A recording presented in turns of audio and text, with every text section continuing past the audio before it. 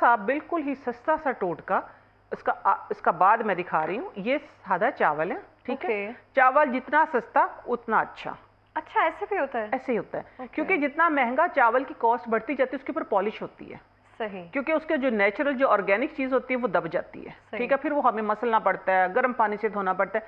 जितना सस्ता होगा उतना अच्छा होगा। बस रात को करना क्या है कि 24 घंटे पानी को भिगो के रखना है आपने। 24 घंटे पानी को भिगोने के बाद आप लोगों ने ये करना है कि ये आपका अल्कलाइन वाटर तैयार हो जाएगा। सही हो गया। ये आप लोगों ने इस तरह करना है कि एक स्प्रे बॉटल में, जिस तरह मैं आप लोगों को डालना भी सिखा देती, परेशान नहीं होना कि कभी गिरे। ठीक हो गया ना। ये साथ साथ में ये देखें जी, ये डाल लिया हमने इसके अंदर। वाह। हाँ, वो बड़े खुश हो रहे थे, ये तो आपने बड़ी सहूलत दे दी है हमें। ठीक है, ये पानी जो है ना इकरा, ये आप बालों में भी करें, फेस पे भी करें, ये आप अपने मेकअप से पहले भी करें, टोनर के तौर पर काम करता है। टोनर के तौर पे, और बाद में आप इसको फेस पे करें मेकअप फिक्सर के तौर पे। ठीक है ना? यस, ये देखिए ना, मैं आप लोगों को ये लाइव करके दिखाऊंगी।